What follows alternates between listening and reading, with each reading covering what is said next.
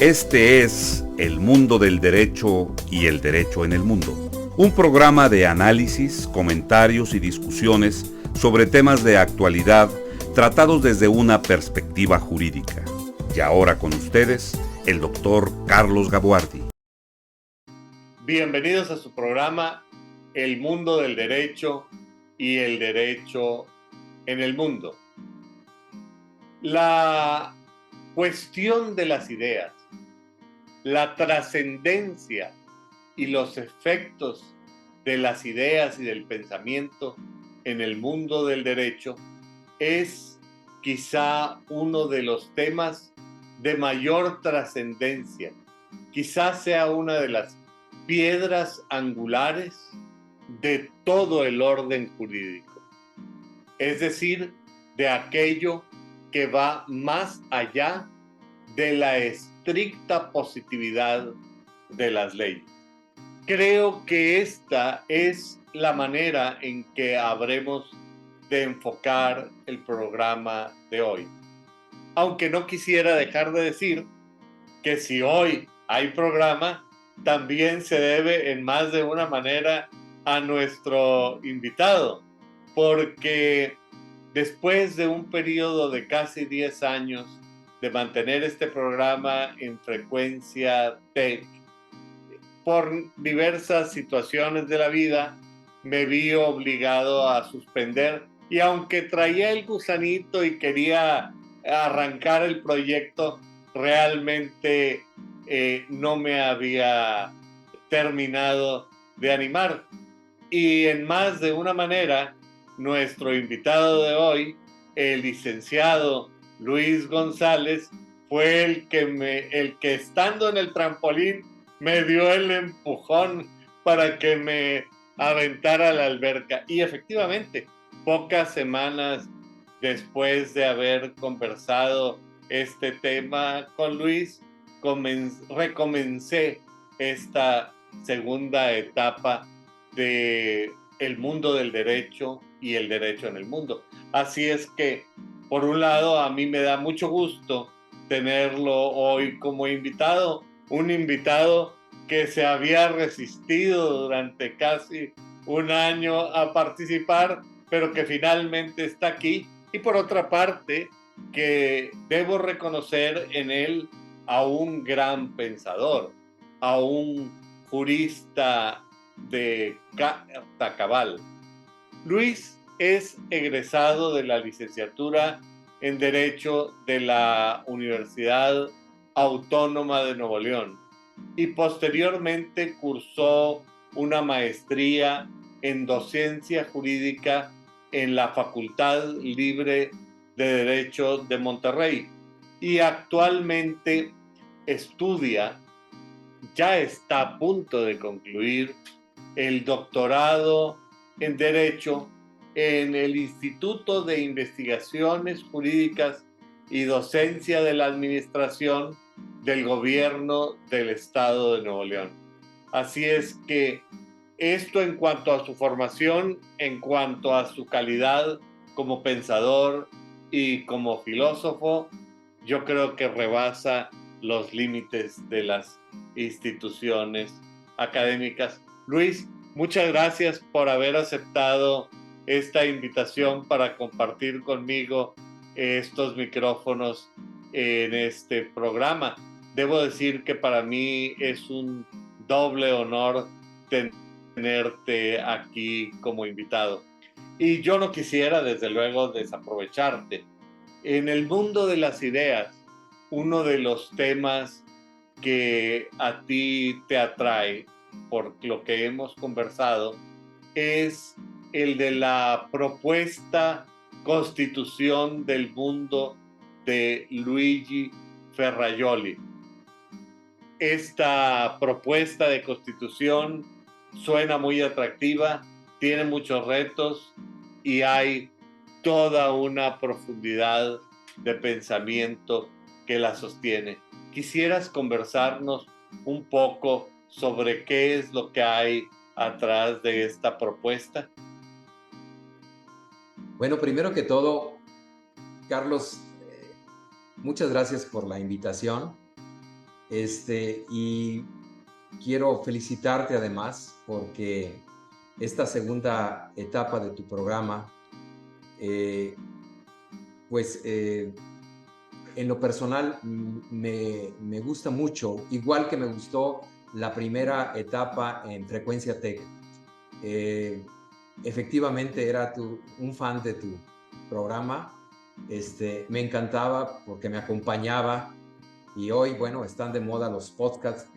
No sé si todos esos programas se puedan recuperar, pero felicidades por tener esta iniciativa, que ahora continúas en esta modalidad ya con video. Muchas gracias entonces, y felicidades por tu programa. Y efectivamente, siempre son apasionantes las ideas en torno al mundo de lo jurídico, ¿no? Y estas ideas en el mundo hoy sin duda tienen un tema central, puesto por uno de los juristas, creo yo, del mundo latino más importantes. Me refiero a la figura del maestro Luigi Ferrajoli. Efectivamente, él, en un libro que él llama un libro muy sencillo, pero a veces estos libros sencillos son los que más más mueven al mundo, ¿verdad? Y por aquí lo tengo, este libro de Luigi Ferrajoli, intitulado Por una Constitución de la Tierra. La humanidad, dice como subtítulo, en una encrucijada. Y perfecto, Andrés Ibáñez lo traduce al español, y creo que es una propuesta para quienes estamos en el mundo académico sumamente interesante. Me parece que otro de los filósofos también grandes, como es el español Manuel Atienza, que por cierto fue uno de los primeros en difundir este trabajo en una entrevista que le hace, me parece que es un tema obligado, porque la Constitución de la Tierra es una propuesta académica.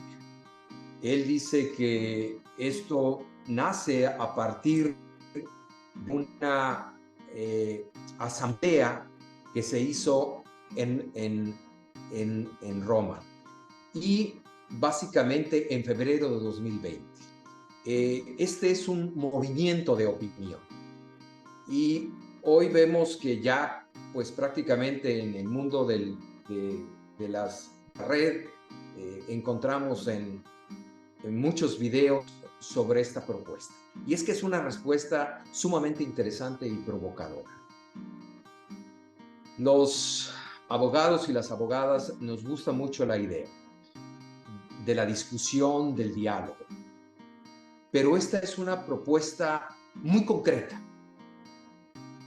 Y yo creo que es una propuesta que viene al final de una larga carrera, como es la de Luigi Ferrajoli, una larga carrera de poner sobre la mesa todo un pensamiento.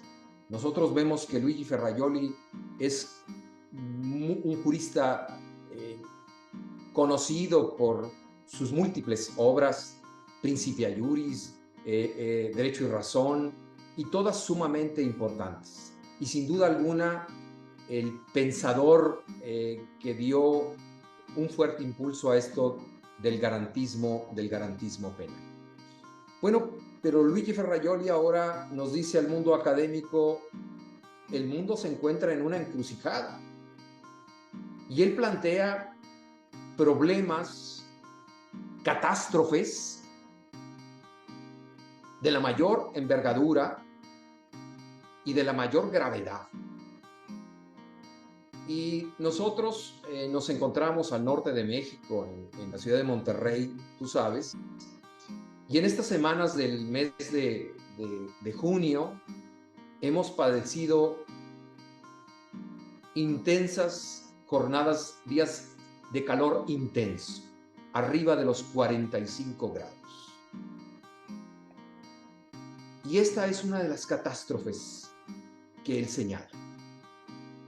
Yo quisiera hablar de que esas catástrofes están en una encrucijada, ciertamente en una encrucijada, porque están muy cercanas y quisiera referirme a ellas, cómo las vivimos en esta ciudad de Monterrey, al norte de México, pero que también las está viviendo el mundo. Y me parece que hay que ser sensibles y tomar estas catástrofes como un alertamiento. Y entonces aquí es donde la propuesta jurídica de plantear una constitución de la tierra cobra la mayor relevancia. Las catástrofes que él señala, y por eso quisiera iniciar, si me permites, Carlos, la conversación de cómo las estamos viviendo. Él señala que la primer catástrofe es una catástrofe de carácter ecológico. Te decía, los calores que hemos vivido, esta fiebre del clima, pues no tiene un antecedente, al menos en los años, en los 30 años que yo recuerdo. Pero también vivimos un crecimiento de la ciudad. La ciudad de Monterrey se convirtió en los últimos años en la segunda ciudad más grande de México, con los problemas de contaminación del aire que sabemos. Hoy prácticamente el aire pues es de muy mala calidad. Pero por otro lado, también sufrimos el año pasado la falta en el suministro del agua potable. Y pues estamos también en nuestro pasado inmediato con los problemas de los incendios en los bosques. Sí, justamente hoy en la tarde hay uno en el sur de la ciudad, allá por donde estás tú, un poco más hacia Lázaro Cárdenas y Garza Sada, arriba de la Universidad de Nuevo León. Pues esos son los señalamientos que podemos enmarcarlos en el calentamiento global, ¿verdad? Y el calentamiento global a veces lo vemos muy distante, pero están tan cerca como los problemas ya cotidianos que estamos viviendo del aire, del agua, de los incendios y también de la deforestación. Las manchas urbanas cada vez se comen más a los bosques, a las áreas verdes, ¿verdad? Y esto pues es una de las primeras catástrofes. Dice Ferrajoli, hay menos lluvia, hay menos aire limpio, hay un calor intenso y una población mundial que va creciendo. Hoy el área metropolitana de Monterrey, sin duda alguna, es una ciudad ya de muy difícil administración. Me parece entonces que a nivel global hablamos del calentamiento global, pero hoy ya lo estamos viviendo con acciones, con problemas muy, muy cotidianos. Esa es la primera catástrofe que me parece a mí, plantea Ferrajoli en lo general, pero que yo siento muy mía, ¿no? Claro. La otra catástrofe es las armas. Básicamente, las armas y esto no lo dice ahora en este libro recientemente, lo ha dicho desde que visitó México allá en los años problemáticos de 2010, 2011, cuando Luigi Ferrajoli viene a México. Y nos dice, las armas son el ícono de la violencia. Y la tenencia de las armas, pues hace que nuestras sociedades sean más violentas. Él nos da unos números duros en esta propuesta y nos dice, en el mundo, en 2017, hubo casi 500,000 de personas que fallecieron por homicidio, 464,000 personas. Dice, de estas, 63,000 fueron en Brasil.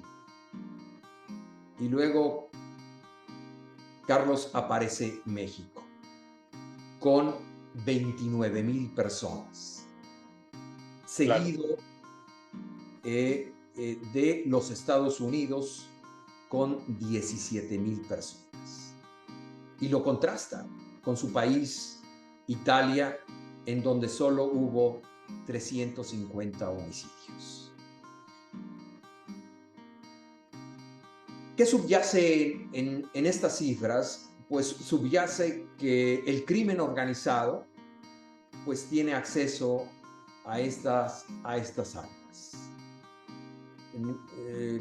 De alguna manera... El crimen organizado y el crimen desorganizado, porque aquel que no forma parte de corporaciones criminales aprovecha este ambiente de incertidumbre, de impunidad y de ilegalidad para también incursionar en actividades criminales, aunque no sea de manera organizada.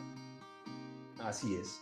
Inclusive, nos invita a reflexionar si el derecho a poseer armas es verdaderamente un derecho, ¿verdad?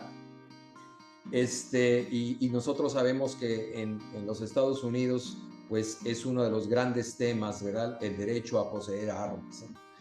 Y bueno, como te decía, desde su visita a México, él nos ha planteado, cuando hablábamos nosotros de una guerra contra el crimen organizado, nos hacía ver el disparate de esta expresión, ¿no? De cómo el Estado no puede reconocer en sus propios ciudadanos a enemigos, simplemente puede reconocer a delincuentes, pero no a enemigos, ¿no? Y nos decía, es importante la prohibición de las armas, inclusive esto debe ser antes de pensar en la prohibición de la droga, ¿verdad? Que es a veces el planteamiento que hacemos en México de cómo prohibimos la droga, y en eso discutimos muchísimo, pero no en cómo prohibimos las armas, ¿no?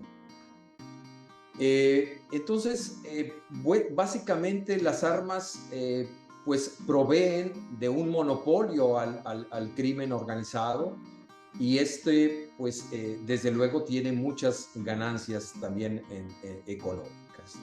Esa es la segunda de las catástrofes, ¿verdad? Y quisiera yo plantearte, Carlos, que una de las figuras que también es importante en este planteamiento es que la responsabilidad ahora no está solo en los estados nacionales, en los estados soberanos, sino también en las grandes corporaciones, ¿verdad? Y esto es bastante interesante, porque cuando el derecho internacional, por ejemplo, habla de los sujetos del derecho internacional, pues nos dice que los sujetos del derecho internacional, desde luego, son los estados, y bueno, pues aquí habría que ver las grandes empresas transnacionales que finalmente nos dicen, después de la pandemia, queda claro que, por ejemplo, en el manejo de las vacunas, de los fármacos, no eran los estados nacionales quienes disponían de las vacunas, sino las grandes empresas farmacéuticas, ¿verdad? Y esto es una realidad, ¿verdad? De que no se trata solo de una propuesta para poner límites a los estados nacionales, sino también a los intereses a veces desmedidos de las empresas transnacionales. La tercera catástrofe de la que nos habla el maestro Ferrajoli es de las violaciones a los derechos fundamentales, a los derechos humanos. Nos habla de cómo hay países en los que subsiste la pena de muerte y donde, por otro lado, más de 1/3 de la población en el mundo, ya casi somos 8,000 millones de personas, y 1/3 de esta población, una tercera parte de esta población, padece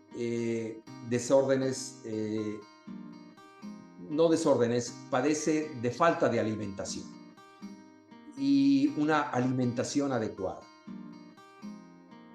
Pero ya no solo de, digamos, problemas de desnutrición, sino también de obesidad, ¿verdad? Qué aquí, paradójico, ¿verdad? Así es. Y aquí también es bastante interesante ver cómo el consumo de los refrescos azucarados, en donde nuestro país tiene uno de los primeros lugares, es lo que está causando el problema de la diabetes y en general poniendo en serios aprietos a los sistemas de salud, ¿no?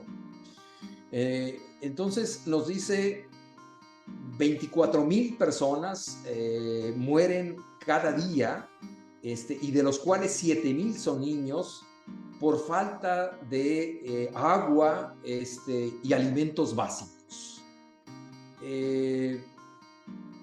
Y además, por otro lado, los fármacos esenciales como contra enfermedades muy tradicionales, como pudieran ser la tuberculosis, el SIDA o la malaria, ya no se producen porque no son negocio para las farmacéuticas.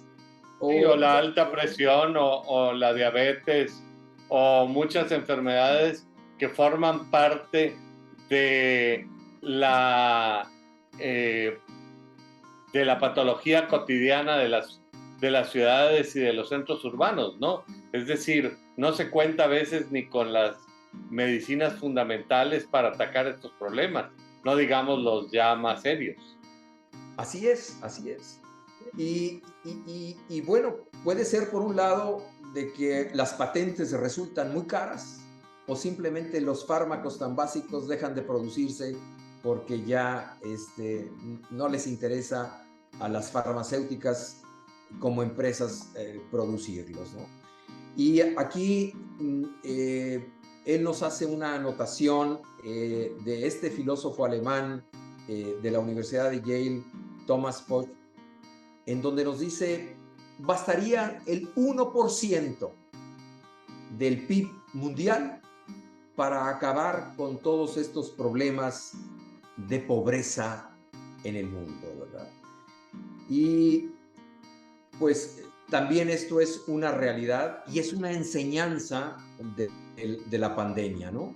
Cómo puede haber países muy ricos, pero que finalmente la pandemia no reconoció, ¿verdad? Sino que traspasó las fronteras, ¿no? Las clases sociales y todos los criterios que tenemos para clasificar a la humanidad, la enfermedad no lo reconoció y atacó a todos por igual. Así es. Fíjate que este es digamos, las violaciones a los derechos humanos, ¿verdad? Cómo hay pobreza, cómo hay enfermedades y cómo, pues, finalmente el mundo no puede ponerse de acuerdo para resolverlos. Pero regreso a la segunda catástrofe, Carlos, y nos hace ver también que en esto de las armas, casi toda nuestra conversación fue sobre México, pero también nos hace ver el problema de las armas nucleares, ¿verdad? Y que está muy presente en el conflicto que actualmente se desarrolla entre Rusia y Ucrania, ¿verdad? Sí, En claro. donde los países, 196 en el mundo, pero 10 de ellos tienen armamento con cabezas nucleares. Y bueno, fuimos muy sensibles a nunca más después de la Segunda Guerra Mundial, pero ciertamente parece que estamos olvidando la gravedad de las amenazas nucleares que se están viviendo en la guerra en Ucrania. La tercera catástrofe que él menciona se refiere al, digamos, al paraesclavismo, ¿verdad? A cómo los países desarrollados, a los países más ricos, trasladan todos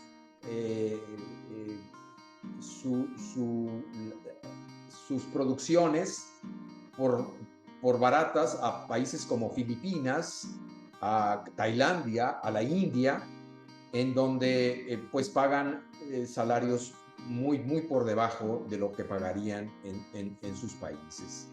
Esta situación, desde luego, también es algo que debemos de poner mucha atención. Otro de las catástrofes es la migración. Y nuevamente aquí nuestro país asoma... Pues está en el ojo del huracán, ¿verdad? Así es, asoma una problemática. Hay una frase que utiliza que me parece sumamente importante, que es que ni leyes ni muros podrán detener las migraciones, que tienen una condición de carácter estructural, ¿no? Él refiere cómo las crisis migratorias se presentan en la frontera, dice, entre México y Estados Unidos. Y ciertamente, Carlos, nosotros estamos viviendo esta problemática hasta los huesos. Recientemente vimos el problema de la estación migratoria en Ciudad Juárez, donde perdieron en la vida en un incendio, ¿verdad? Migrantes, donde básicamente hay problemas entre Turquía y Grecia, entre Serbia y Hungría, y entre España y Marruecos. Dice el maestro Ferrajoli, esto será recordado con vergüenza, ¿verdad? De lo que está sucediendo. Pero a mí me parece que este tema para nuestro país es sumamente relevante, porque detrás del problema del migrante puede haber una estigmatización que Ferrajoli utiliza la palabra veneno racista, ¿verdad? En donde se nos hace ver a los migrantes como personas no deseadas, como personas sinónimo de delincuentes. Y esto me parece a mí que de alguna manera es algo que conceptualmente debemos de revisar, ¿no? El expresidente Trump en los Estados Unidos, pues con frecuencia hacía estas denotaciones con carácter denigrante para los migrantes, ¿verdad? Y esto puede tener una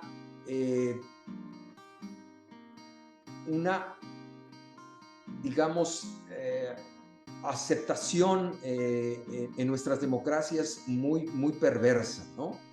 El hecho de que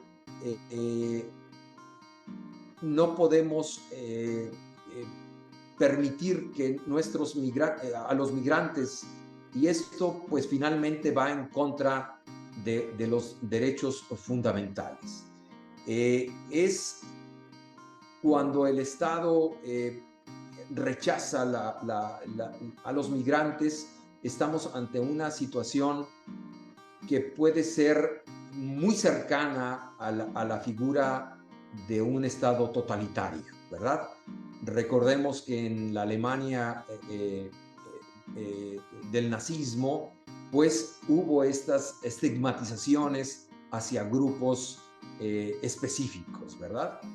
El cuidado que tendríamos que tener es que no podemos nosotros ver a los migrantes como sinónimo de delincuentes, como personas indeseables, ¿verdad? De hecho, en México, ser migrante no es un delito. Es decir, no existe la tipificación de el delito de migración ilegal. ¿Es correcto?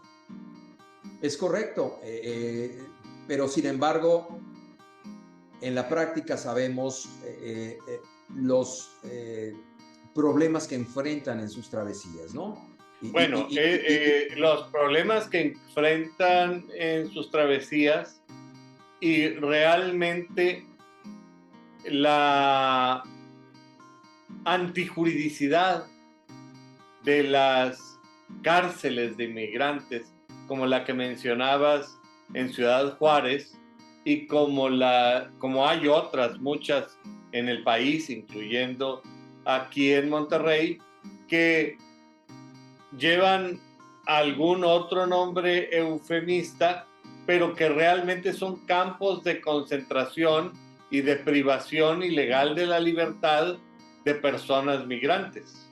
Y eso es aquí en México, donde supuestamente hay mucha conciencia de los derechos humanos y de estas problemáticas, no digamos en algunos otros países como los Estados Unidos y algunos otros países de Europa, en donde todo se ha cargado a la derecha y tenemos pues a un fanático como Trump, pero también tenemos a DeSantis, que hace unos días acaba de estar aquí en Eagle Pass con un discurso de odio terrible, ¿verdad? Promoviendo el uso de las armas, que es otra de las catástrofes que tú estás mencionando, en contra de los migrantes, es decir, la creación del enemigo, ¿verdad? Así es. Entonces, pues sí, el problema de la migración, ¿verdad? Pues es un hecho real, pero también en el mundo del derecho tendríamos que estar preocupados por ver cuál es la connotación a esta figura del migrante, ¿verdad? Y que no solo no sea un delito, sino que el Estado pueda prever garantías para que no sean tratados como delincuentes, ¿verdad?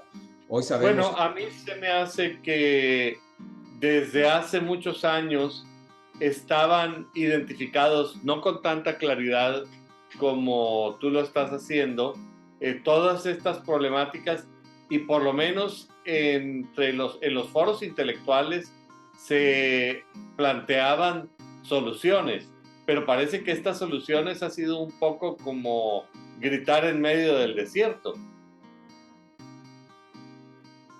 Gritar en medio del desierto. Sí, y yo creo, y adelantándonos un poco, Carlos, la propuesta de Ferrajoli es esa.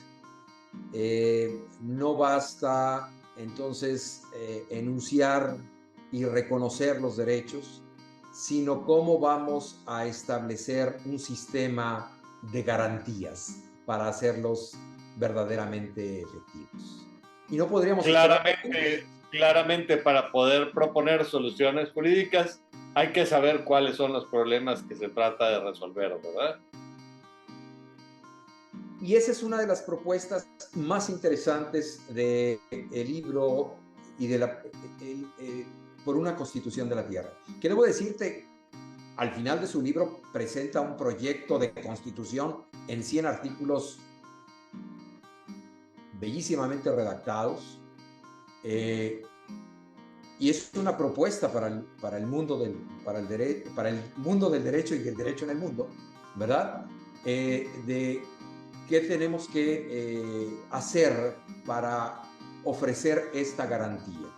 Entonces, él habla en su momento de los fracasos, pero también de los aciertos que ha tenido la Organización de las Naciones Unidas, la ONU, y cómo esta Carta de los Derechos Humanos que nació después de la catástrofe de la Segunda Guerra Mundial puede ser un buen inicio de una constitución de la Tierra, ¿verdad?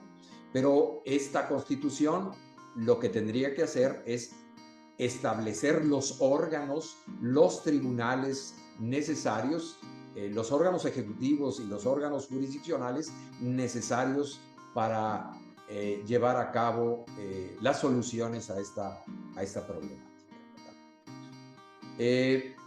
Pues básicamente esos son las catástrofes de las que nos habla.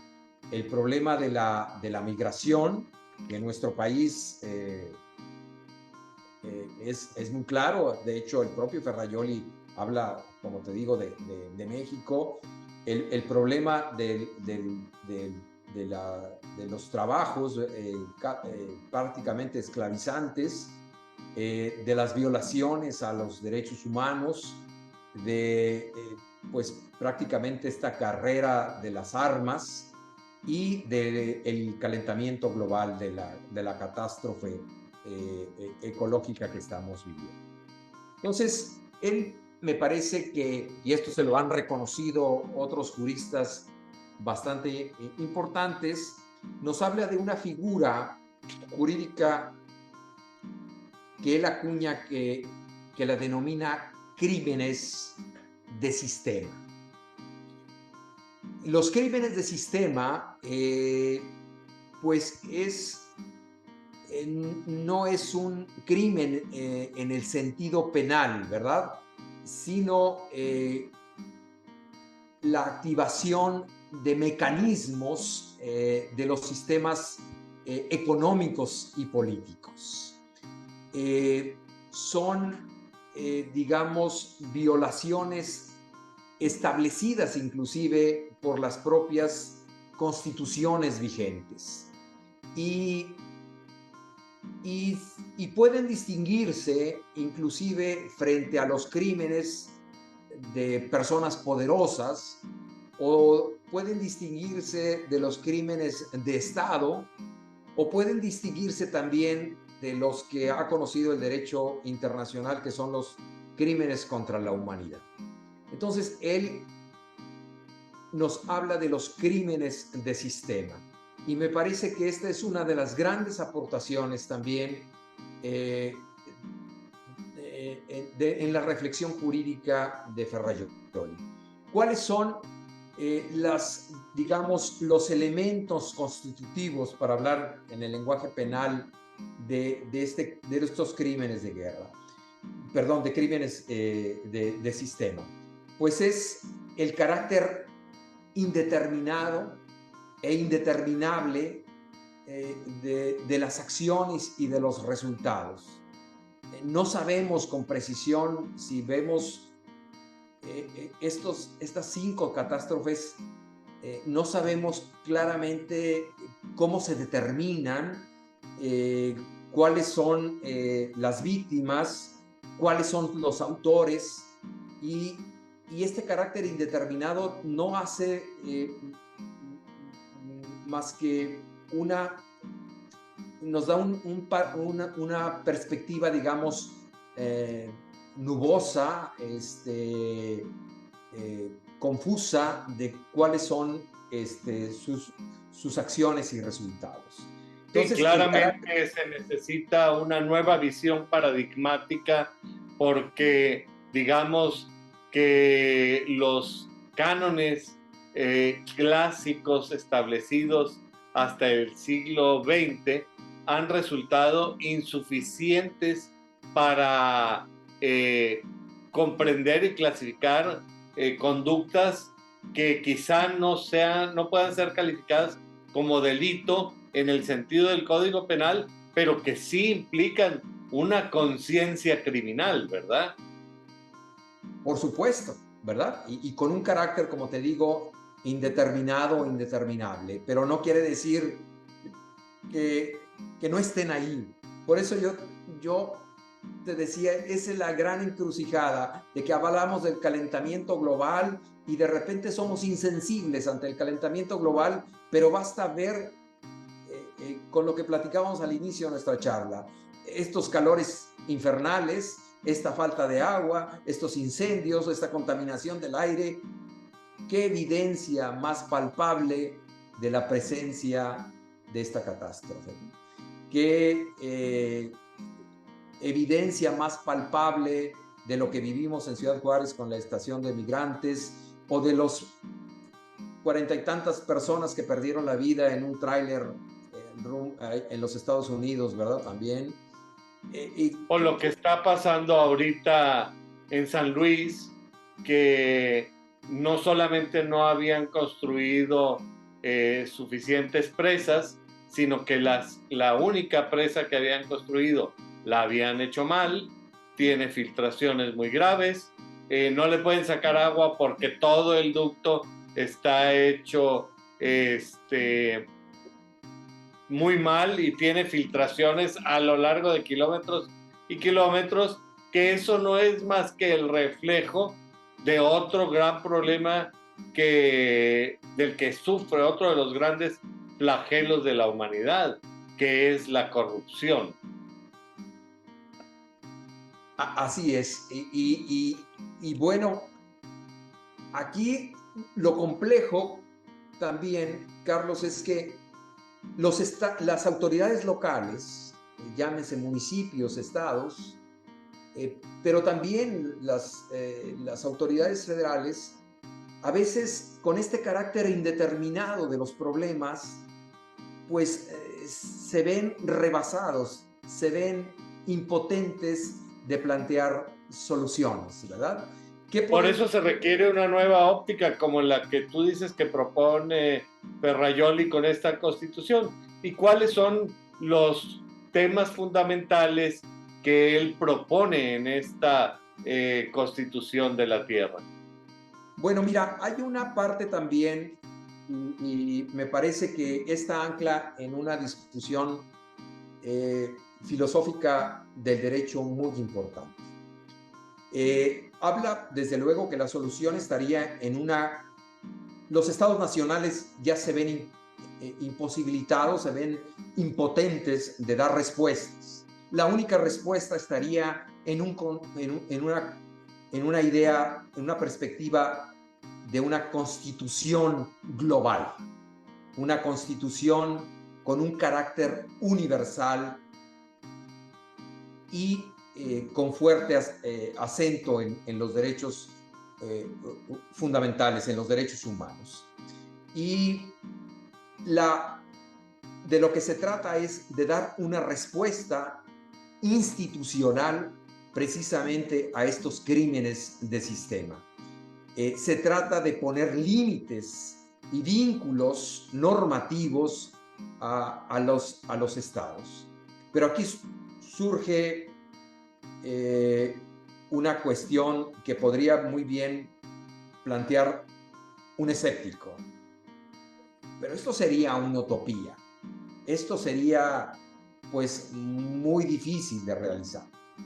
Y particularmente y hábilmente el maestro Ferrajoli nos dice, no es imposible, es posible. Quizá en estos momentos sea poco factible, pero, y esto es una reflexión propia, ya basta de quejarnos de las visiones nacionalistas, ¿verdad? Y de cómo el mundo académico, y particularmente el mundo académico del derecho, puede hacer una propuesta sensata.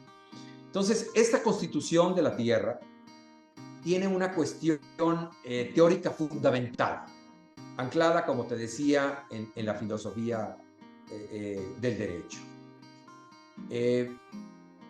digamos, parte de dos concepciones de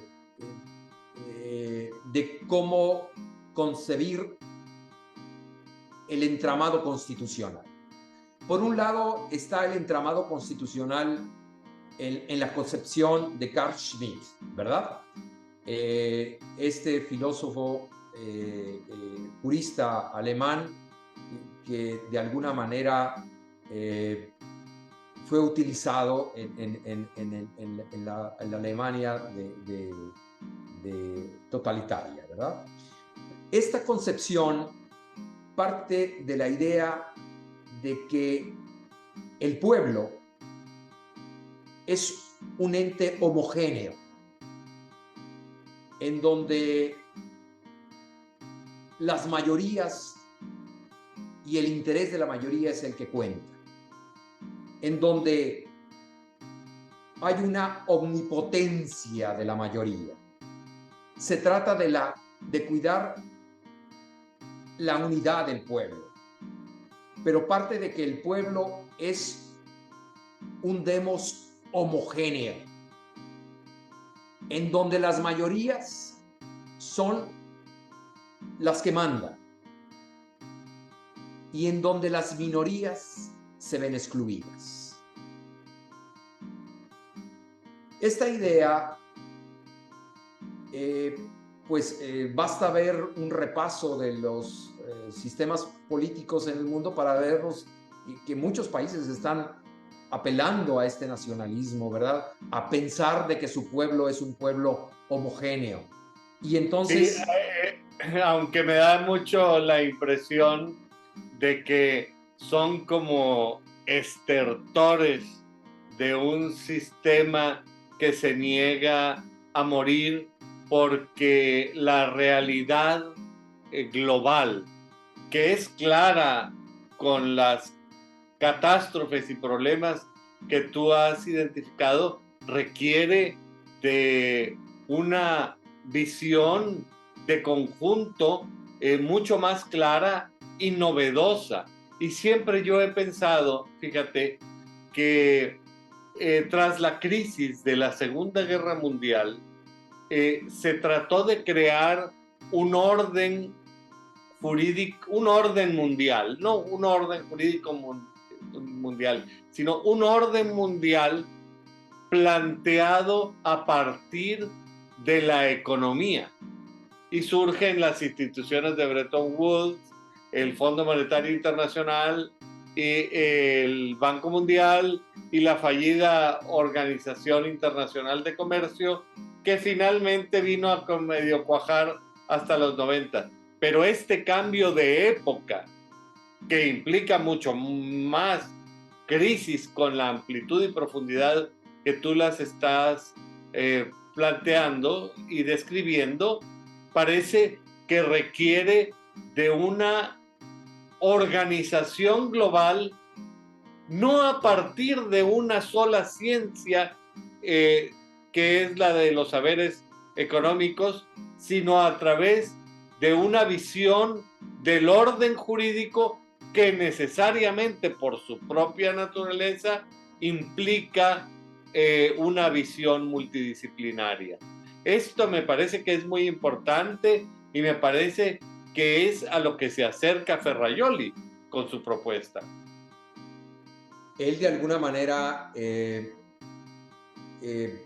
plantea que, por ejemplo, ahora que los mencionas, el Fondo Monetario Internacional y el Banco Mundial deberían de ser órganos al servicio de esta constitución global, ¿verdad? Para verdaderamente llevar acciones de remediación financiera, ¿no? Digamos, hay órganos ejecutivos y órganos jurisdiccionales. Pero volviendo al punto, Carlos, entonces nos dice, puede haber una visión como la de Carl Schmitt, donde parten de que la idea es la omnipotencia de las mayorías y que las minorías se deben de dejar de lado. Y esto de alguna manera contrasta con una concepción de constitución donde es exactamente lo contrario. El pueblo no es homogéneo, el pueblo es muy diverso, el pueblo está formado por un pluralismo jurídico, por un pluralismo político, donde el pueblo tiene personas que son diferentes y desiguales. Y entonces él nos recuerda pues la idea de Thomas Hobbes, ¿verdad? En donde la Constitución debería ser un entramado jurídico que permitiera el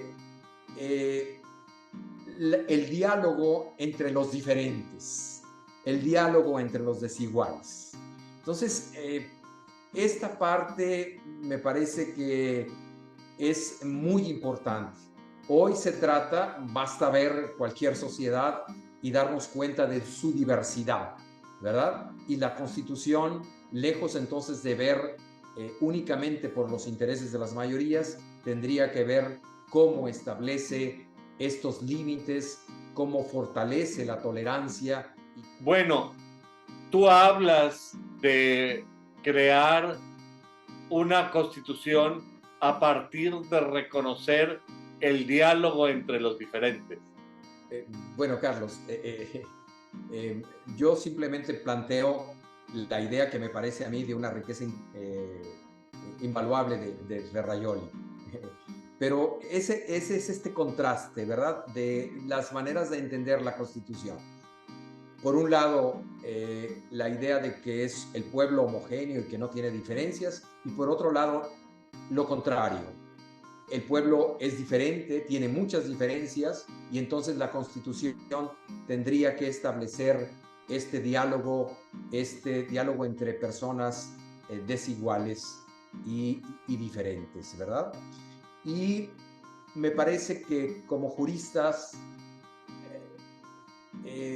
llama muchísimo la atención la redefinición que él hace sobre los conceptos de ciudadanía y de soberanía.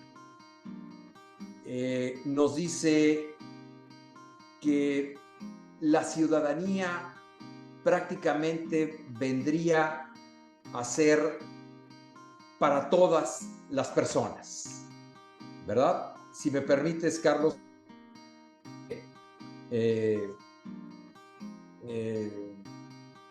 ninguna pérdida citarlo a Ferrajoli.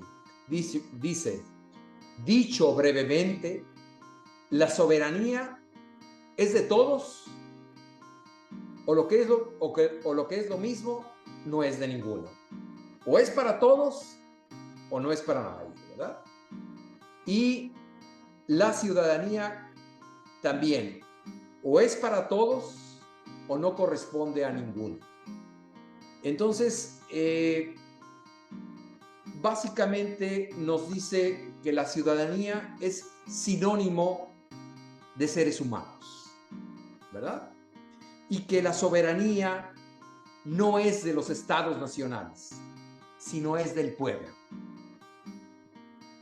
Y esto nos hace ver cómo el concepto de ciudadanía ya es para todas las personas, y cómo la soberanía no es para la figura del Estado, sino que pertenece a la comunidad de seres humanos en el mundo, ¿verdad? Entonces, los conceptos de soberanía y de ciudadanía aparecen en su constitución, en su proyecto de constitución de la tierra, ¿no? Y nos dice que, pues, prácticamente lo que comentábamos, hay una impotencia de los constitucionalismos nacionales, que solo un constitucionalismo global puede asegurar la convivencia de la humanidad. Las catástrofes que hace un momento referíamos no están en las agendas de los estados nacionales. Y esto es muy contrastante. Nos dice, las agendas de los políticos a nivel local pues se reducen a una arena electoral, a una arena de lo que pueden hacer, pero difícilmente vamos a encontrar en la agenda de nuestros políticos, en la agenda electoral, soluciones al calentamiento global, al problema de la contaminación del aire, al problema de las armas, al problema de las migraciones. Y esto claramente se vio con la pandemia, cuando la Organización Mundial de la Salud realmente tuvo grandes problemas ante los estados nacionales que realmente o de plano no le hacían caso o la acusaban de estar fomentando políticas que los afectaban directamente a ellos. Es decir, lo que parece que tú me estás diciendo es que no se puede enfrentar un mundo global con criterios de nacionalidades, de naciones-estados y de internacionalidad. Hay que verlo con una visión más amplia, parece. Y visto así, Carlos, como lo planteas, pues yo creo que ese es el reto, es la invitación, es la exhortación que hace finalmente este sencillo libro de Ferrajoli, pero que nos debe mover, ¿verdad?, profundamente, y sobre todo a quienes nos interesa el derecho, de cómo esta propuesta de 100 artículos nos hacen reflexionar mucho de que no solo hay que plantear el derecho humano, el derecho fundamental, sino cómo en el terreno de las políticas públicas vamos a llevarlo a cabo, y cómo en el terreno de las jurisdicciones también tenemos que garantizarlo. Es una propuesta, me parece a mí, muy audaz, y además, Carlos, hay que decirlo con toda claridad, Ferrajoli es un gran jurista, es un gran pensador, y que está en la etapa mayor de su carrera, ¿verdad? En su vida personal, pero también en su carrera, en su trayectoria intelectual. Y me parece que esto es como una gran cereza en un gran pastel, ¿verdad? Que como aportación a las nuevas generaciones de juristas nos está legando, ¿verdad? Nos está legando en vida. Y nos está exhortando a discutir y a verdaderamente plantear las soluciones. Porque además, si alguna de estas catástrofes sigue avanzando, Carlos, no hay reversa. No. No hay reversa. Pensemos en una catástrofe de carácter nuclear. El mundo se sensibilizó después de ver los horrores de la Segunda Guerra Mundial. Y gritamos, nunca más a una guerra. Y está el esfuerzo de las Naciones Unidas. Yo creo que el derecho es el principal instrumento, y esta propuesta de plantearnos una constitución que vaya más allá de los estados nacionales no es una utopía.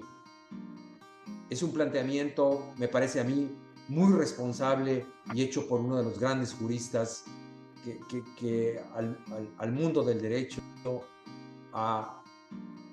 es una gran aportación al mundo del derecho. Y sobre todo es una propuesta concreta, es decir, una visión objetiva y específica a partir de la cual se puede empezar a trabajar. Es claro que las ideas tienen consecuencias, pero también es claro que la implementación de estas ideas debe ocurrir prácticamente de inmediato, porque ya no podemos permitir que estas crisis se posterguen a pesar de las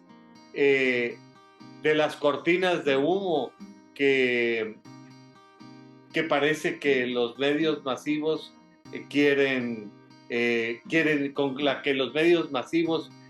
hipnotizarse. Fíjate, en este sentido, estamos hablando de la migración y hay una caricatura que ha estado circulando, seguramente tú también la has recibido, de que todos los faroles del mundo, todas las cámaras orientadas hacia el hundimiento del submarino Titán, y las 5 personas multimillonarias que habían pagado $250,000 cada uno por ir ahí, se movilizan los Estados Unidos, Canadá, en fin, Francia, todo el mundo, y en el Mediterráneo hundiéndose los barcos con miles de migrantes. Es claro que el problema de la migración no solamente no va a ser detenido con un muro que tiene tierra de un lado y tierra del otro, porque a mí muro bastante profundo me parece el Mediterráneo, y ni el Mediterráneo puede detener el hambre y los deseos de superación de las personas que vienen huyendo de estos mismos problemas a los que tú te estás refiriendo, porque la cuestión de las armas está relacionada con el reclutamiento de niños, que eso sucede naturalmente en África, pero sucede acá también en Honduras y en El Salvador. Es decir, parece que nos tratan de vender la idea de que son problemas muy lejanos a nosotros, pero aquí los tenemos cerquita y nos están causando alteraciones en nuestra forma de vida de manera sensible y palpable en nuestro entorno inmediato. Cada uno de estos temas que tú has estado refiriendo, me parece que cada uno en sí mismo podría dar origen a una serie entera de programas, y a mí me gustaría invitarte para que lo hagamos, Luis, porque yo creo que discutir y plantear estas cuestiones es importante, y como tú dices, llegó el momento de plantear soluciones con una perspectiva jurídica que necesariamente es interdisciplinaria. La visión económica no dio resultado. Esos programas de ajustes del Banco Mundial eran maravillosos, porque en las Torres de Marfil de Washington, ahí no se oían los quejidos del hambre de África y de América Central y de Sudamérica y de Asia, y lo mismo estas formas modernas de esclavitud a las que te has estado refiriendo. Cada uno de estos problemas ultra sensibles. Pero el tiempo implacable corre, y al irse acercando el final de nuestro programa, a mí me gustaría pedirte que nos ayudes a hacer una puesta en común de todos estos importantes temas que tú has planteado, y quizá los puedas establecer como un mensaje dirigido al público que semana a semana nos hace el favor de acompañarnos en este programa. Me parece que en los últimos años no hemos tenido una propuesta más interesante de los grandes juristas, que es debatir sobre cuál es el rumbo de nuestra generación, pero también de las generaciones venideras. Pareciera que el mundo es nuestro y los derechos son únicamente de nuestra generación. Eso no puede ser así. Debemos de cuidar los derechos de las generaciones que vienen después de nosotros. Yo creo que ese es el exhorto a discutir cuáles son las soluciones que a través del derecho podemos ofrecer. La de Ferrajoli me parece que es la propuesta más interesante que hemos vivido en los últimos tiempos. Y sobre la cual habremos de seguir conversando. Bueno, pues no me queda más que agradecerte nuevamente tu generosidad y toda la riqueza de tu pensamiento, de la cual yo también tomo mucho en mi propio beneficio. Y al público que semana a semana nos hace el favor de acompañarnos en este programa, les recuerdo que su opinión es muy importante para nosotros y que nos gustaría continuar tratando aquellos temas que resulten de su mayor interés. Nuevamente al maestro Luis González le agradezco su participación y sin más por el momento me despido hasta la próxima semana. Muchas gracias, Luis, de nuevo.